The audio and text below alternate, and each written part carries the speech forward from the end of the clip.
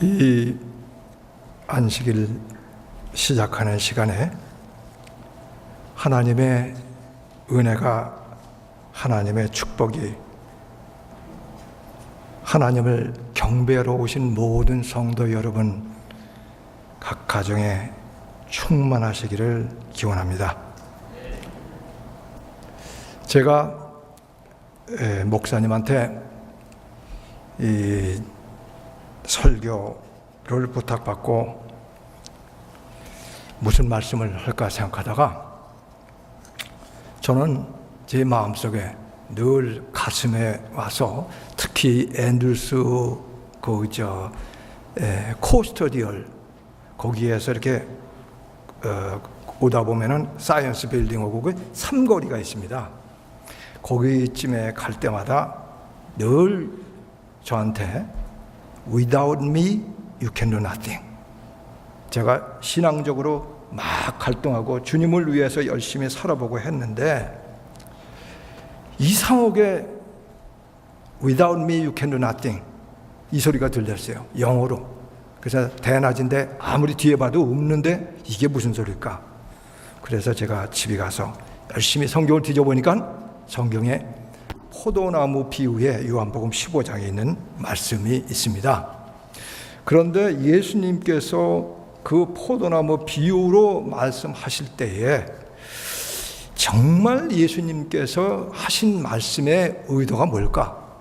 저는 오늘 여러분들에게 드리는 이 설교는 지난번에 여러분들에게 말씀을 드렸습니다. 그렇지만 제가 설교를 했다고 해서 그 한 번 했으니까 그만 덮어둔 게 아니라 저는 주님께서 하신 말씀이 무슨 깊은 뜻이 있을 것이다. 그래서 끊임없이 그 말씀을 생각하다가 하나님께서 우리에게 이런 말씀을 주신 게 아닐까 하는 생각이 들어서 오늘 여러분들과 함께 주의 말씀으로 한번 은혜를 받고자 합니다.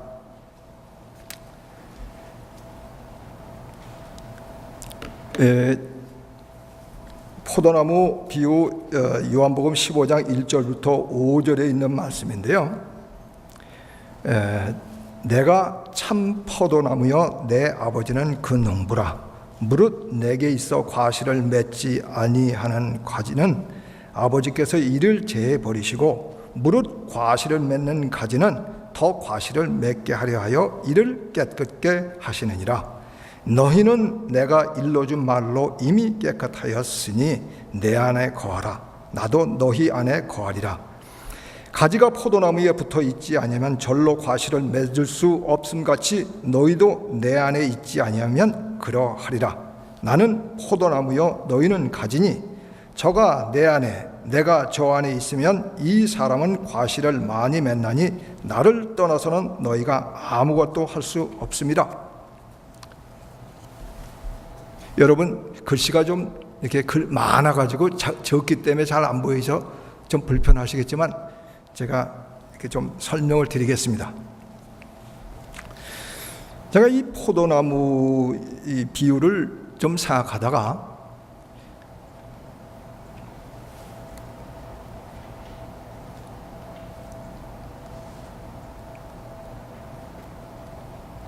이 그림을 제가 구글에서 이렇게 좀 따려고 그랬는데 이게 잘 안 되더라고요. 그래서 그림 좀 한번 올려주시겠어요?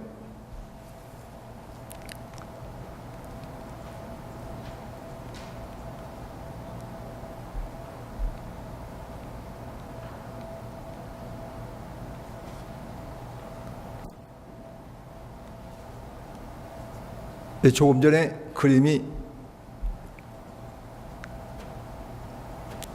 포도나무 그림을 좀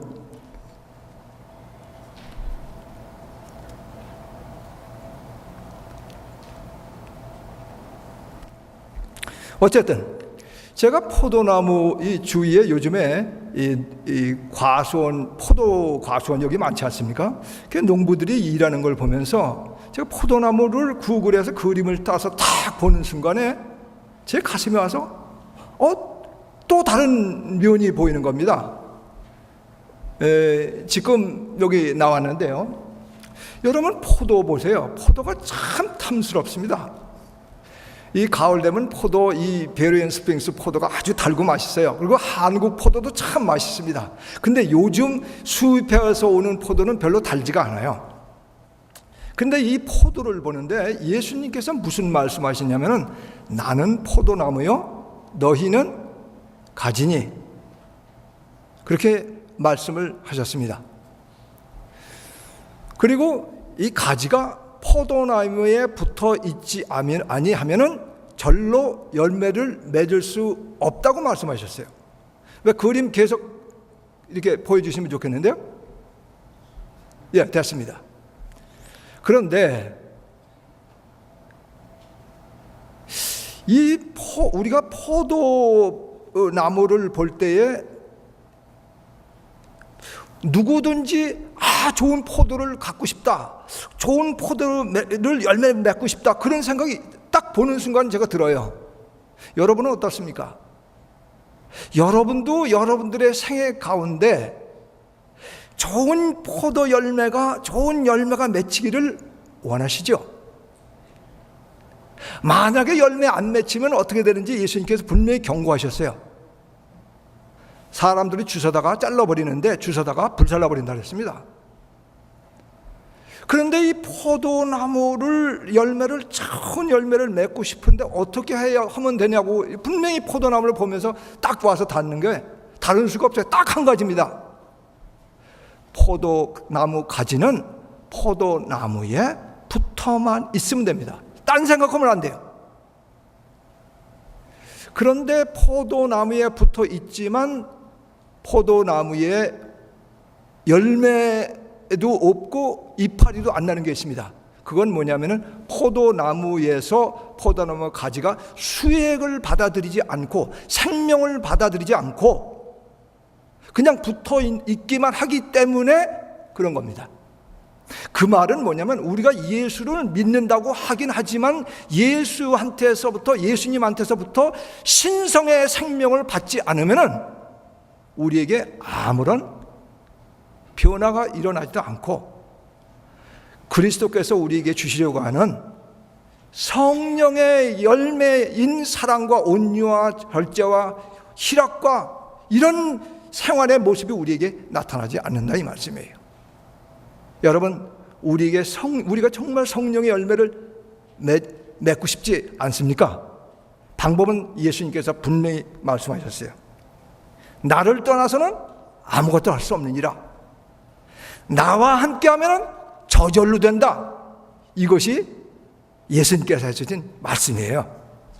자, 그런데 제가 또 하루는 베드로가 물 위에 걷는 그 사건, 갔다가 빠졌다고 하는 그 사건이 있습니다.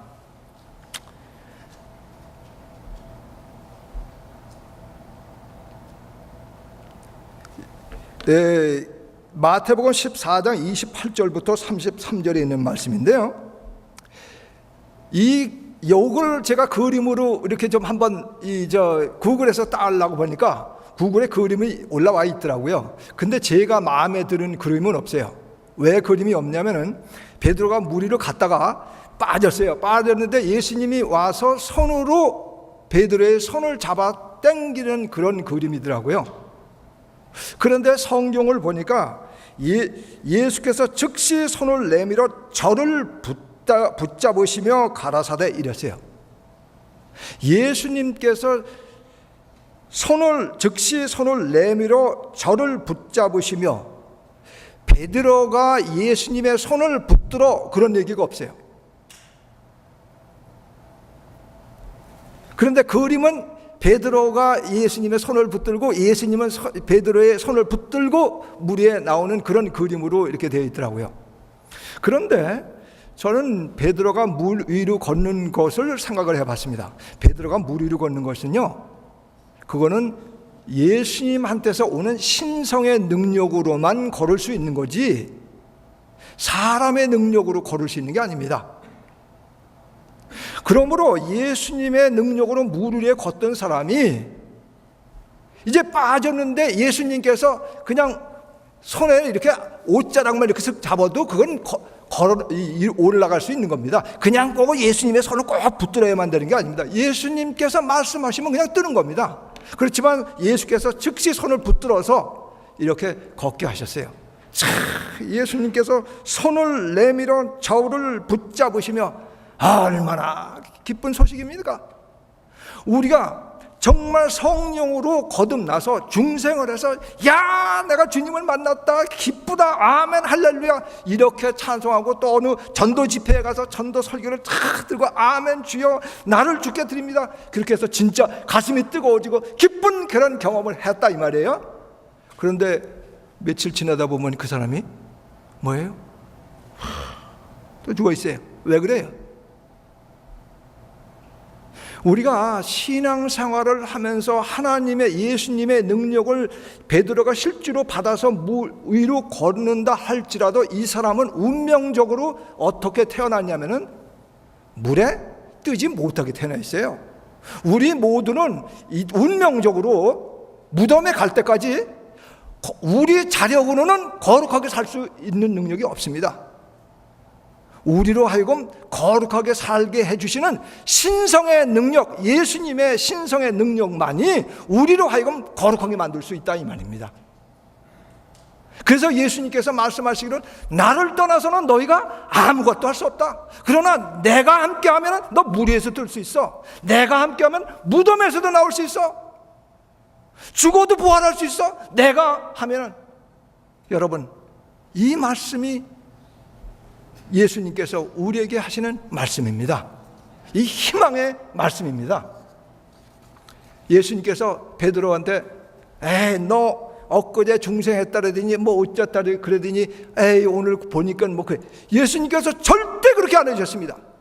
예수님께서 즉시 오셔서 손을 꽉 잡아서 예수님께서 잡으셔야 돼요. 우리가 예수님 꽉 붙들어가지고요 우리가 나이가 들면 힘이 없어가지고 놔요. 그러면 물에 빠져요. 신앙생활은 꽉 우리는 희망이 없어요. 그러나 예수님께서 우리를 꽉 붙드셔서 놓지만 않으시면 예수님 놓으세요 이것만 안 하면은 언제든지 우리는 넉넉하게 하늘나라까지 하늘 도성에까지 들어갈 수 있는 겁니다. 우리는 예수님 때문에 하늘나라에 들어갈 수 있습니다.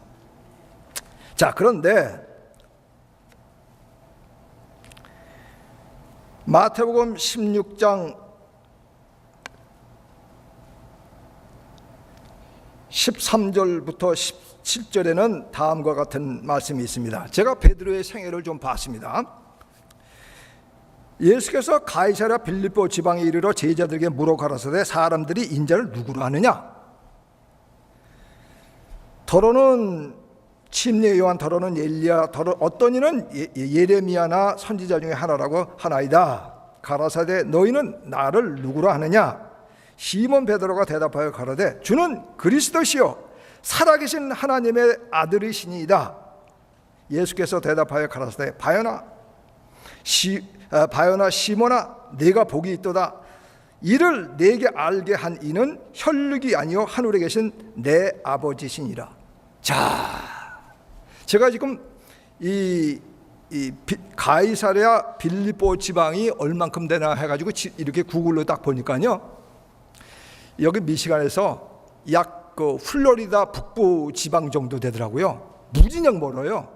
그러면 거기 지방을 예수님하고 그렇게 먼 데를 같이 베드로가 갔다고 하면은 예수님하고 같이 지내면서 예수님의 모습을 다 보고 예수님하고 대화를 하고 친절하게 지냈을 거란 말이에요.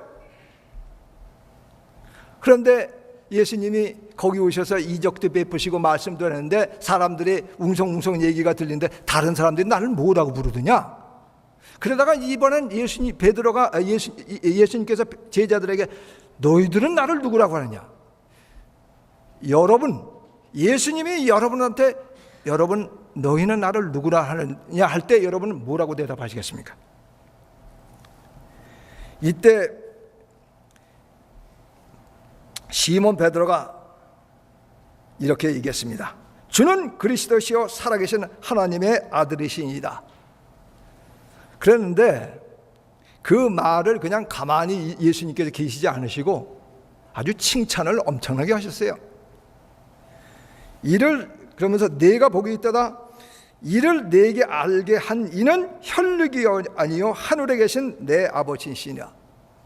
베드로가 지금 자기가 말은 하긴 했지만 누가 알려줬다고 했냐면은 하늘에 계신 아버지 하나님이 알려줬다고 칭찬해 주시는 거예요.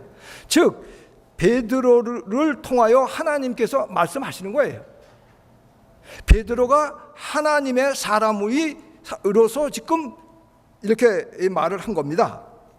자, 그런데 이렇게 기분이 좋은 베드로가 항상 이렇게 모든 일이 잘 되냐 하면은, 제가 마태복음 16장 21절 24절을 보니까 이때로부터 예수 그리스도께서 자기가 예루살렘에 올라가 장로들과 서기관들에게 많은 고난을 받고 죽임을 당하고 제3일에 살아날 것을 제자들에게 비로소 가르치시니, 베드로가 예수를 붙들고 가나에 가로되 주여 그리 마옵소서, 이 일이 결코 주께 미치지 아니하리이다. 여러분, 제가 이 말씀을 보면서 저도 할 말이 없습니다. 여러분, 제가 조금 전에 미시간에서부터 이 북부 플로리다 지방까지 가는 그 먼 거리를 예수님과 동행하면서 예수님하고 대화도 나누고 식사도 하면서 예수님의 모습을 보면서 무슨 얘기를 했냐면은, 너는 나를 누구라 부르냐, 누구라 하느냐 할 때에 주는 그리스도시요 살아계신 하나님의 아들이니라 라고 말을 잘 했어요. 근데 그분을 예루살렘에 올라가 장로들과 서기관들이 에게 많은 고난을 받고 죽임을 당하고, 여러분 정말 내가 물에 빠졌을 때 나를 살려주신 그분, 내 장모님이 열병을 해서 죽게 생겼을 때 그분을 누가 죽여? 여러분의 스승님이나 혹은 여러분들의 사랑하는 누가 옆에 계시든가 혹은 예수님이 여기 계시다고 하십시다. 그러면 누가 죽인다면 여러분 어떻게 하시겠어요?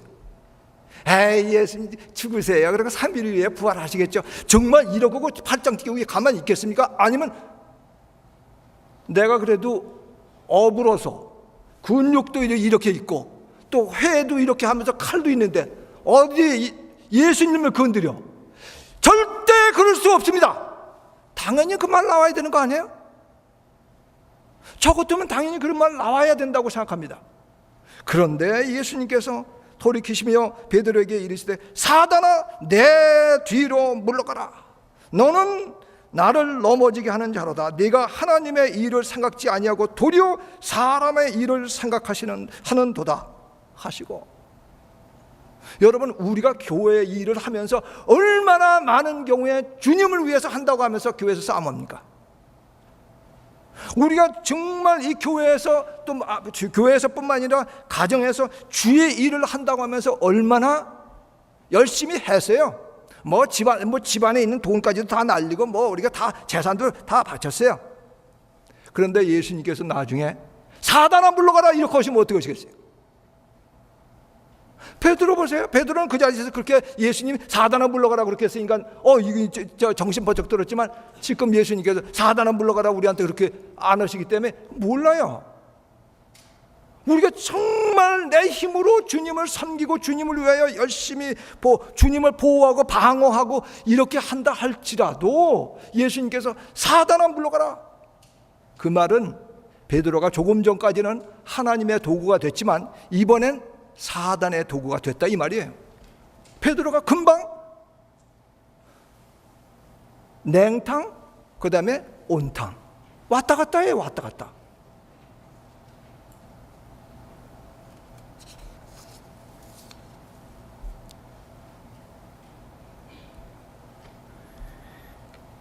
마태복음 17장 1절부터 8절을 제가 또 봤습니다. 엿새 후에 예수께서 베드로와 야고보와 그 형제 요한을 데리시고 따로 높은 산에 올라가셨더니 저희 앞에서 변형되사 그 얼굴은 해같이 빛나며 옷이 빛과 같이 희어졌더라. 때에 모세와 엘리야가 예수로 더불어 말씀하시는 것이 저희에게 보이거늘, 쭉 이렇게 나오니까 여러분들이 보시면 됩니다. 여러분 제가 이걸 보면서요 이렇게 생각했어요. 지금 높은 산에 누구가 왔냐면 베드로와 야고보와 요한 세 제자들만 함께 가셨어요.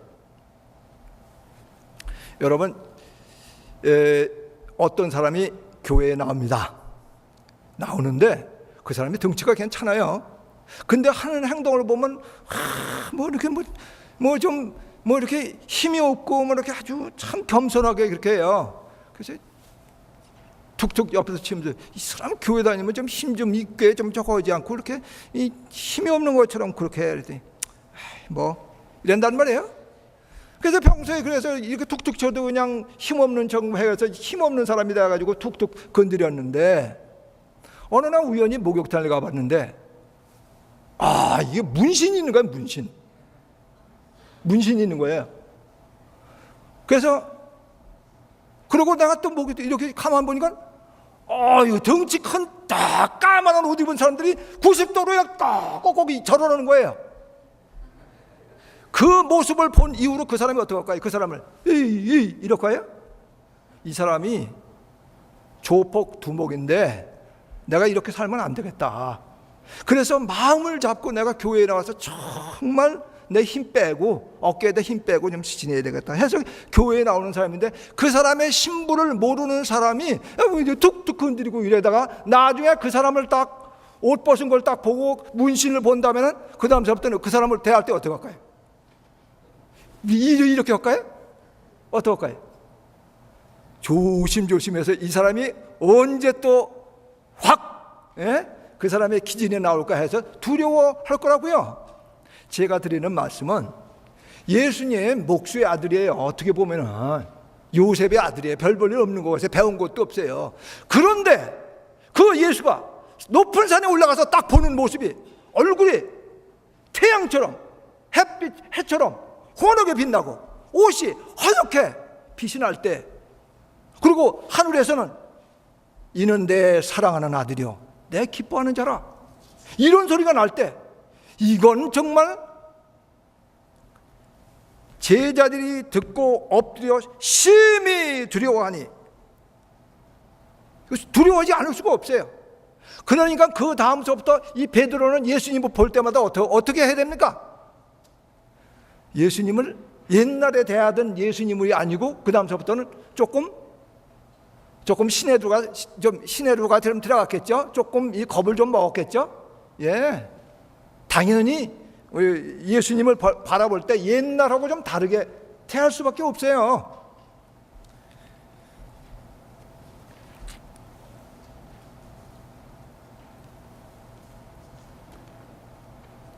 자, 그런데 저도 예수님하고 이 높은 산에 올라가서 예수님의 변형된 모습을 좀 봤으면 좋겠다 그렇게 생각하다가 보나마나네. 왜냐면요, 자 보세요. 이 마태복음 26장 31절 35절에 보니까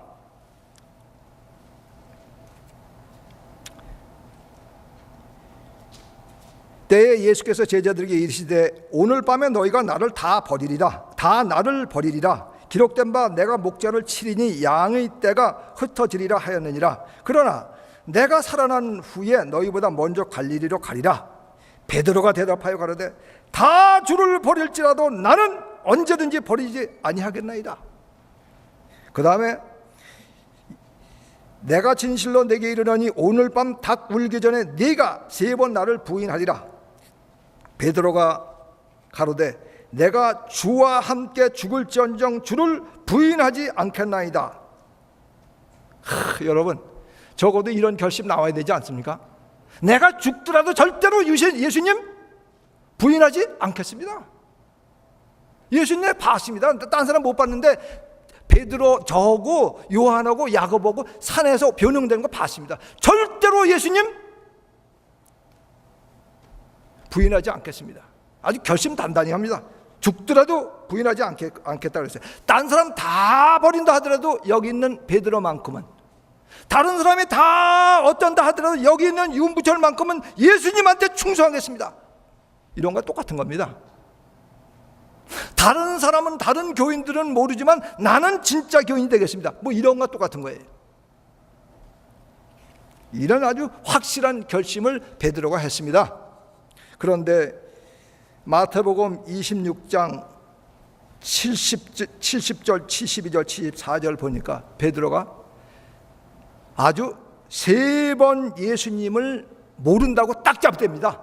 예수님께서 붙들려서 죽으시는 바로 이 고난을 당하시는 그날 밤에 그렇게 결심하고 나서 조금 있다가 몇 시간 후에 너도 갈릴리 사람 예수와 함께 있었도다, 이렇게 너 있지 않았냐 이렇게 물어보니까 나는 네 말을 하는 것이 무엇인지 알지 못하겠노라. 내가 그 사람을 알지 못하노라. 내가 그 사람을 알지 못하노라. 이렇게 3번을 얘기를 하는데, 첫 번째는 모든 사람 앞에서 부인하여 가로되, 두 번째는 맹세하고 부인하여 가로되, 세 번째는 저주하며 맹세하여 가로되 이랬습니다. 아니, 조금 전까지만 해도 내가 죽더라도 다른 사람은 다 예수님을 포기한다 할지라도 나는 절대로 부인하지 않겠습니다. 내가 죽더라도 이렇게 하겠습니다. 여러분, 이 변화산에서 예수님의 변화된 모습도 봤고, 이는 내 사랑하는 아들이요, 뭐 이거 다 했음에도 불구하고, 그리고 또 예수님한테 직접 설교도 들었고, 예수님이 물 위에 걸어가는 것 그것도 봤고, 자기도 또 물 위에서 뜨임을 받았고, 이런 경험을 한 사람이 어떻게 예수님 돌아가시기 바로 전에 예수님을 모른다고 3번씩 부인할 수 있습니까?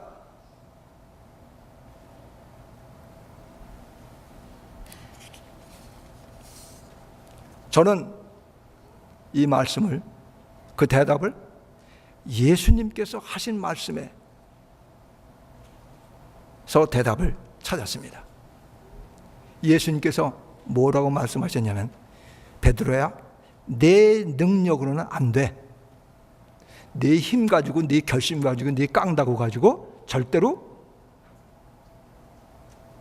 올바른 신앙생활을 할 수 없어. 나를 떠나서는 네가 아무것도 할 수 없어.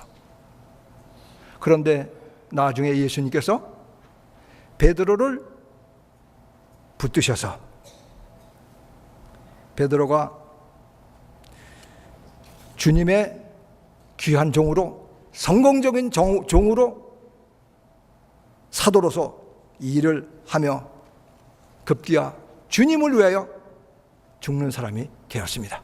그거는 베드로의 결심과 깡다구로 된 게 아닙니다. 예수님께서 그 사람을 그렇게 끝까지 붙들어 주셨기 때문에 가능한 겁니다. 여러분, 베드로가 물 위로 걷는 것은 자기의 깡다구나 열심히 가지고 걸은 게 아닙니다. 그것은 하나님의 신성의 능력으로 가능한 겁니다. 예수님께서 우리에게 주시고자 하시는 것은 예수님의 신성의 능력을 우리에게 주시려고 하는 겁니다. 그래서 예수님께서 말씀하시기를 포도나무로 비유를 통해서 네가 나를 떠나서는 아무것도 할 수 없느니라.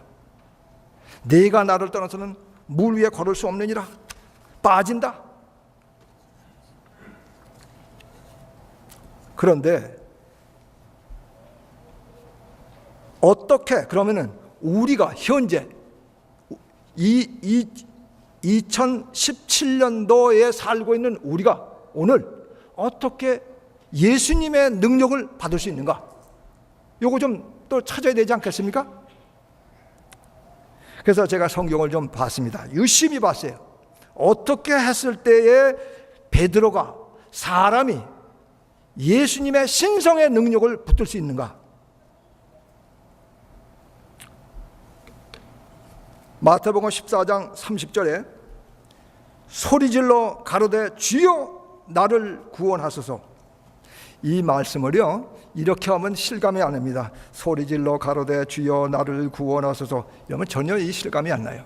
물에 빠진 사람이 지금 죽습니다. 자기가 이제 죽기 때문에 아주 위급한 상황이에요. 그러니까 자기는 이 어부가 왜 수영을 못하겠습니까? 그렇지만 수영계 가지고는 되지 않아요. 그래서 이 사람이 죽게 생기니까 살고 싶어서 절규하는 겁니다. 살고 싶어서 절규할 때 어떻게 합니까? 소리 지릅니다. 주여 나를 구원하소서. 여러분, 제가 이렇게 인터넷 뉴스를 이렇게 살짝 보면요, 영국 런던 브리지에서 사람 많이 죽었습니다. 요새 신문에 탁 보면은 뭐 보통 사람 한두 명 죽는 게 아닙니다. 끔찍끔찍해서 사람 죽는데 그 모술 지역에 아이시스가 얼마나 사람들 많이 죽이는지 그냥 난리법석입니다. 또 잘 알고 있었던 친척이, 또 이웃이 치매에 걸렸다는 소리를 듣거나 혹은 심장마비로 죽었다는 얘기가 들립니다. 여러분, 오늘 우리가 인생을, 오늘이 마지막일지 내일이 마지막일지 우리가 보장된 게 아닙니다. 우리가 숨을 거두면 그만입니다. 여러분 지금 살고 계신가요? 제가 어떤 때는 내가 살았구나라고 생각해 봤는데 산 게 아니더라고요. 왜냐하면 하나님께서 내 숨을 거둬 가시면 제가 산 게 아니더라고요. 제가 지금 살아 있는 것 같지만 숨을 이렇게 몇 초만 못 쉬면 저는 죽습니다. 이게 제가 조건부로 지금 살고 있는 거예요. 내가 언제 이 세상을 떠날지 모르는구나. 그런데 우리가 숨을 쉬고 있을 때, 이제 우리가 그래서 이 세상 끝날 때, 끝나기 전에 우리는 어차피 다 떠나가는 사람입니다. 지금 오늘 내가 반드시 생명의 부활에 참여하고 싶다 하시는 분은 어떻게 해야 되냐면, 주여 나를 구원하소서 간절히 기도하세요. 간절히 예수님의 능력에 의존하십시오. 내 기도 능력, 기도빨에 기도 힘 때문에 된 게 아니고 예수님의 신성의 능력 때문에 우리가 무덤에서 나오는 거고 부활하는 거고, 예수님의 신성의 능력 때문에 물 위를 걸을 수 있다고 성경은 우리에게 가르쳐주고 있습니다. 또 하나, 마태복음 16장 24절에 이에 예수께서 제자들에게 이르시되 아무든지 나를 따라오려거든 자기를 부인하고 자기 십자가를 지고 나를 쫓을 것이니라. 예수님 따라가고자 하는 사람들이 어떻게 해야 된다고 예수님께서 직접 말씀하셨냐면, 자기를 부인하고 자기 십자가를 지고. 이 말이 무슨 뜻입니까? 자기를 부인하고 자기. 여러분, 십자가는 사실은 죽음의 형틀입니다. 죽음의 형틀, 그 말의 뜻은 뭐냐면, 사람이요 다 자존심이 있습니다. 사람이 다 자기의 계획과 자기의 의지가 있습니다. 자기의 계획과 자기의 의지와 자기의 뜻과 자기의 계획을 다 예수님한테 내려놓고, 그거 다 내려놓으면 뭐예요? 죽는 거죠 뭐. 그리고 예수님 따르라 그렇게 하셨습니다. 여러분, 예수님 말씀대로 정말 그렇게 하실 마음이 있습니까? 예수님께서 그렇게 말했을 때 막 갈등하고 뒤돌아간 사람이 있습니다. 부자 관원이 그랬습니다. 재물 때문에. 그렇지만 그 사람 죽었습니다. 재물도 무덤에 갈 때 다 놓고, 관 속에 들어갈 때 가져간 게 아니고 놓고 떠났습니다. 오늘 여러분, 예수님께서 말씀하시기를 누구든지 나를 따라오려거든 자기를 부인하고 십자가를 지고 나를 쫓을 것이다, 이렇게 말씀하셨습니다. 그런데 제가 화이 부인께서 어떻게 또 신앙생활을 하셨나, 어떻게 예수님의 능력을 경험하면서 사셨나, 그래서 그거를 뒤져보다가 이 정로의 계단 70페이지를 보게 됐습니다. 보다가 제가 힌트를 또 얻었습니다. 아침에 그대 자신을 하나님께 헌신하라. 이것을 그대의 제일 먼저 할 일로 만들라. 그대의 기도가 다음과 같이 되게 하라. 오 주님, 저를 모두 주의 것으로 취하여 주옵소서. 저의 모든 계획을 주님의 발 아래 내려놓습니다. 오늘 저를 주님의 일에 써 주옵소서. 저와 함께 계시고 저의 모든 일이 주님 안에서 이루어지게 하옵소서. 이것은 매일 할 일이다. 매일 아침 그대 자신을 그날을 위하여 하나님께 헌신하라. 그대의 모든 계획을 하나님께 내려놓아 하나님의 섭리에 따라 이루어지던 포기 되도록 하라. 우리가 기도는 많이 하는데 기도의 응답이 잘 안 되는 힌트가 여기 있습니다. 주님께서 뭐라고 했습니까? 이런 계획이 있으니 주님 이 계획에 축복하여 주시고 이 계획이 잘 되도록 해 주시옵소서. 우리가 보통 그런 기도를 합니다. 이게 하나님이 내 계획대로 따라와 주세요, 도와주세요, 이런 얘기예요. 그러나 이 화입 부인의 기도는 그런 기도가 아닙니다. 주님, 저 여기 있습니다. 저를 다 몽땅 다 주님이 취하여 주시옵고 주님이 써 주시옵소서. 오늘 하루 온종일 주의 일에 저를 써주시면 감사하겠습니다. 저의 계획 이런 게 있는데 계획 주님 앞에 내려놓습니다. 그냥 계획이 주님이 섭리하시는 바에 따라서 되든지 안 되든지 그건 주의 뜻대로 하옵소서. 그게 엘렌 화이트의 기도입니다. 근데 이 기도는 매일 아침 일어나자마자 그날을 위해서 하라고 말씀하셨습니다. 이게 어떻습니까?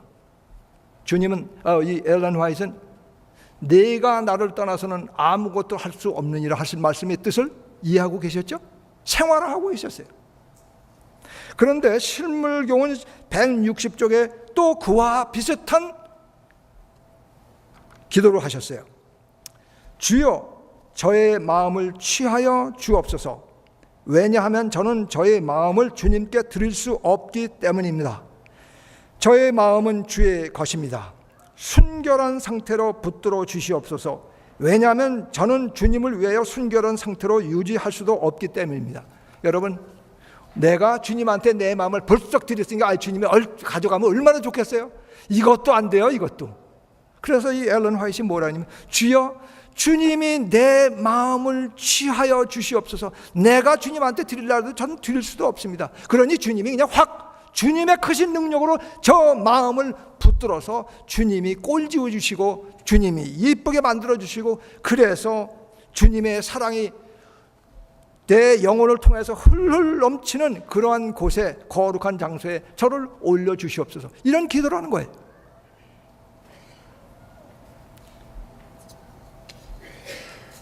이런 기도는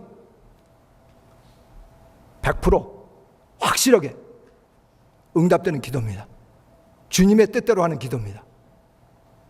자, 이제 이렇게 기도를 했을 때에 어떤 결과가 나오느냐?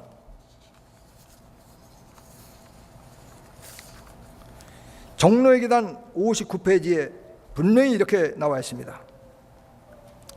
실수가 있고 죄악스러운 존재로서 우리가 그리스도께 나아가 그분의 용서해 주시는 은혜를 취하는 자가 될 때 사랑이 가슴에서 용서 숨친다. 제가 영어로 읽겠습니다. When as erring sinful beings we come to Christ and become partakers of His pardoning grace, love springs up in the heart. springs up이 뭡니까? 저절로 용서 숨치는 거예요. 저절로. 내가 마음에 예수님에 대한 사랑이 없고 이웃에 대한 사랑이 없는데 억지로 그렇게 하라 그러니까 그게 아니에요. 우리가 예수님한테 나가면 예수님께서 우리에게 성령을 부어주시고 신성의 능력으로 우리를 붙들어 주실 때에 우리 마음속에서 사랑이 용서 숨친다. 그러면 그 경험할 때 그런 사람이 어떻겠습니까? 얼굴 찌푸리고 다니지 않겠죠? 주님이 내 마음에 들어와. 이게 큰 소리를 부르든 조그만 소리를 부르든 늘 생활 가운데 기쁨이 넘치는 겁니다. 왜냐하면 내가 이미 누구한테 드려졌기 때문에, 주님한테 드려졌기 때문에. 모든 짐은 가볍다. 왜냐하면 그리스도께서 메어주시는 멍에는 쉽기 때문이다. 의무가 즐거움이 되고 희생이 기쁨이 된다.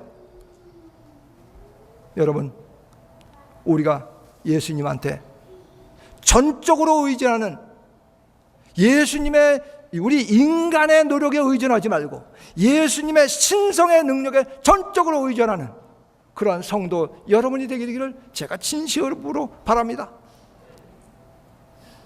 제가 이 말씀을 그 전에 읽으면서 제가 이런 생각을 해봤습니다. 화이트분이 이런 말씀도 하시는 경우가 있어요. Almost Christian, not total Christian. almost saved, not total saved. 그런 표현을 쓰신 게 있어요. 거의 완전히 구원받은 게 아니고 거의 구원받을 뻔했다고 하는 건 뭡니까? 그건 구원 못 받았다는 얘기예요. 거의 합격할 뻔했다고 하는 말은 불합격이라는 뜻이에요. 제가 신앙생활을 열심히 하는데 나중에 결국은 예수님 재림의 날 예수님께서 너 모른다 그러면 소용없잖아요. 그래서 내가 almost 크리스찬이 아니라 이제는 전적으로 100% 합격하는, 하늘나라에 합격하는, 즉 거의 그리스도인이 아니라 전적으로 100% 그리스도의 사람이 돼야 되겠다. 그렇게 작정을 하고 제가 기도를 했습니다. 주님, 저는 다른 사람이 볼 때에 믿음도 많다 그러고 믿음 많은 집사라 그러고 다른 사람이 볼 때 봉사도 많이 했고 이랬지만 속에선 썩었습니다. 저는 이래가지고는 예수님 오시는 날 구원 못 받겠습니다. 단 한 가지 조건이 있습니다. 주님이 나를 받아주셔서, 주님이 바꿔주셔서 하늘나라 들어가면 모를까? 안 되겠습니다. 그게 저의 결론이었습니다. 그래서 제가 기도하기를, 주여, 주님 오시는 그날 제가 확실하게 구원받기를 원하고 오늘 100% 주님 앞에 저의 인생을 맡깁니다. 주님 받아주시옵소서. 제가 그게 저의 기도였어요.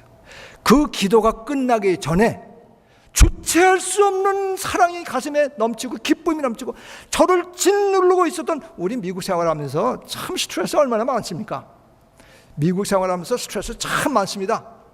가도 오신 분들은 영어 때문에 스트레스, 돈 때문에 스트레스, 또 학점 숙제 때문에 스트레스, 또 그거 다 했더라도 앞으로 진로 문제 때문에 스트레스, 또 미국에서 오래 사신 분들은 또 재정 스트레스, 또 조금 더 뭐 다 잘 되는 것 같은데 그런 분들은 또 무슨 스트레스가 있냐면 몸이 말을 안 들어요. 그래서 이런저런 스트레스, 맨 우리 근심 걱정이 스트레스입니다. 그런데 그러다가 오늘 무덤에 갑니다. 무덤에 그때 가기 전에 오늘 어차피 무덤에 가는 거니까 나를 주님한테 완전히 맡겨서 주님께서 주시는 평안과 기쁨을 경험해 봐야 되지 않겠습니까? 우리 모두가 오늘 주님께서 이렇게 말씀하셨어요. 나를 떠나서는 너희가 아무것도 할 수 없느니라.